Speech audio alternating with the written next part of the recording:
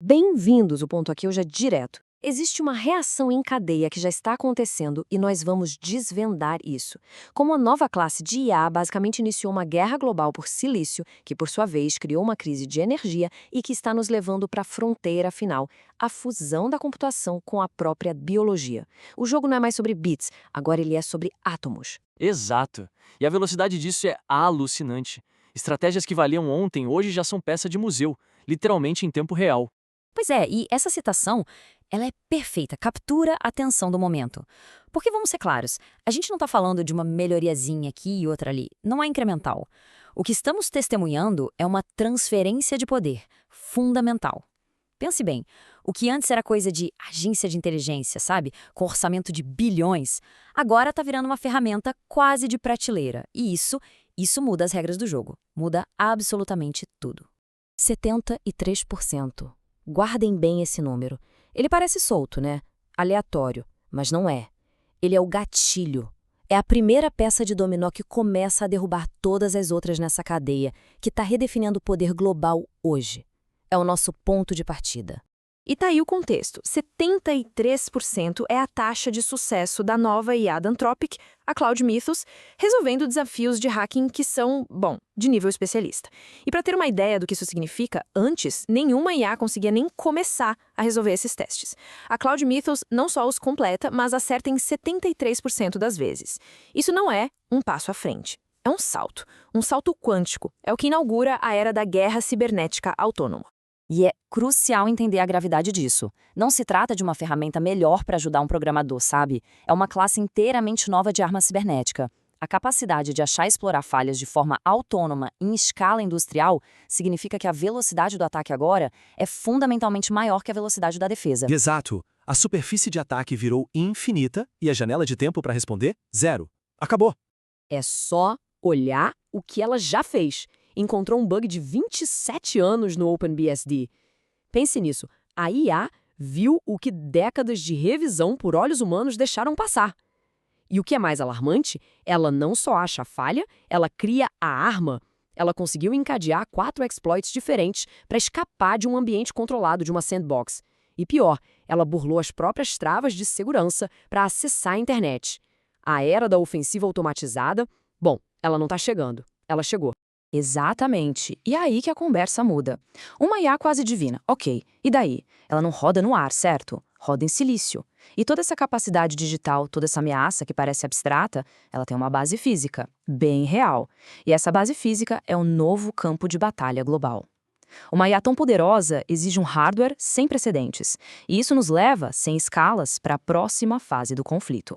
É a guerra pelo silício soberano.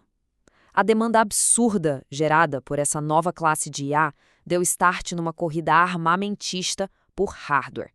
A questão não é mais ter o melhor software, é controlar a produção física dos chips que rodam esse software. É isso. De uma hora para outra, as fábricas de chips, as foundries, viraram o ativo geopolítico mais valioso do planeta, mais importante que poços de petróleo. E para entender o tamanho dessa virada, é só seguir o dinheiro. É sempre o melhor caminho.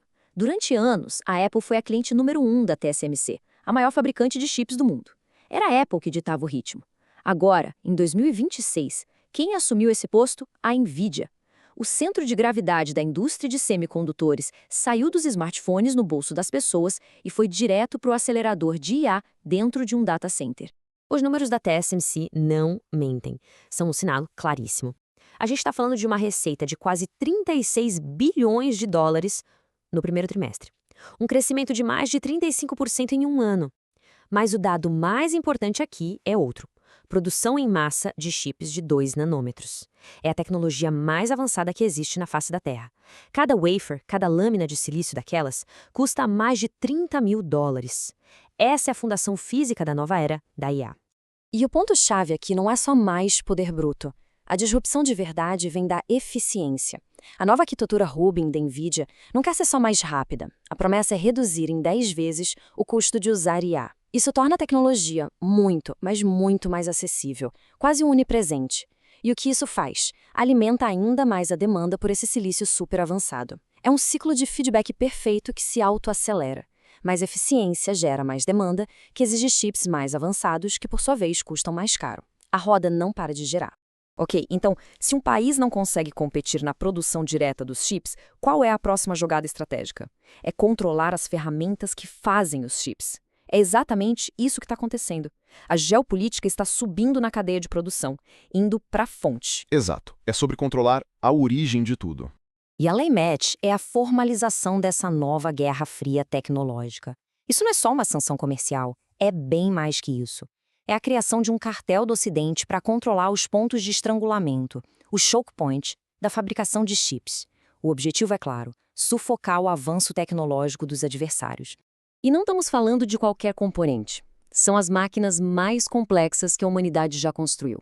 Equipamentos de litografia da holandesa ASML, sistema de corrosão criogênica, a ótica de precisão da alemã Zeiss. E tem um detalhe aqui que é crucial. A lei não mira só na venda da máquina nova. Ela mira também nos contratos de manutenção. O que isso significa? Que equipamentos de bilhões de dólares que já foram instalados podem virar peso de papel. É uma jogada de bloqueio total. E é aqui que essa cadeia de eventos bate no muro, atinge seu limite físico.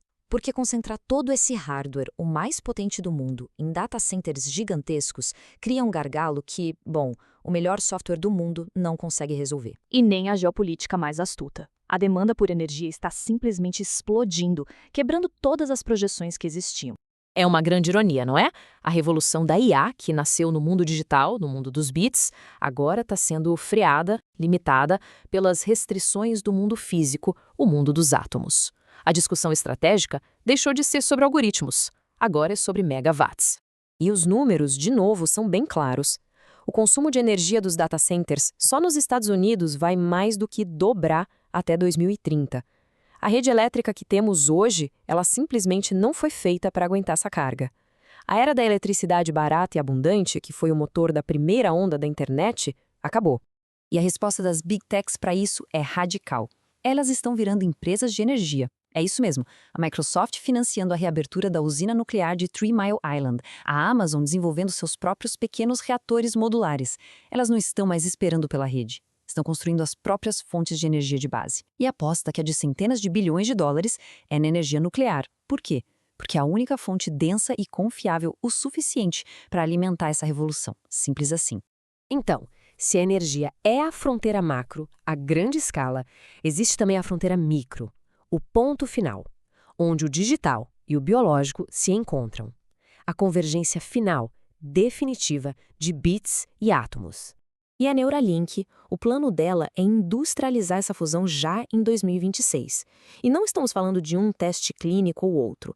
A gente está falando de produção em massa de implantes cerebrais, de cirurgias feitas de forma quase totalmente automatizada. É o ponto de virada. É quando o hardware de computação sai do data center e se integra diretamente na biologia humana. É a fronteira final. Ok, então, o que a gente tira de tudo isso? Qual é a grande percepção estratégica aqui? O alfa que se consegue extrair dessa cadeia de eventos tão complexa. É uma cascada, uma lógica direta e inevitável. Tudo começa com um salto na capacidade da IA e que imediatamente dispara uma corrida por hardware. Essa corrida leva a um aperto geopolítico nos pontos de estrangulamento da produção, que, por sua vez, bate de frente com os limites físicos de energia, forçando um retorno à infraestrutura atômica e, no fim da linha, a fusão com a própria biologia. É um efeito dominó. E esse é o alfa. É a grande sacada. O foco estratégico das empresas e dos países precisa mudar. A vantagem competitiva, daqui para frente, não vai vir do próximo algoritmo genial. Vai vir de quem conseguir garantir acesso ao silício, à energia e de quem souber navegar nesse novo cenário regulatório. O jogo, agora, é sobre infraestrutura física. Essa é a pergunta que todo líder tem que se fazer agora. Conforme a IA automatiza o ataque e a defesa e reconstrói o mundo físico, a estratégia da organização está construída sobre os átomos da realidade ou está presa na memória de um mundo que era só digital e que já não existe mais? A realidade foi reconfigurada, ponto. A estratégia precisa acompanhar. Ou fica para trás. Briefing concluído. O que discutimos aqui hoje é só a ponta do iceberg. Exatamente. O aprofundamento continua. E a gente se vê no próximo briefing.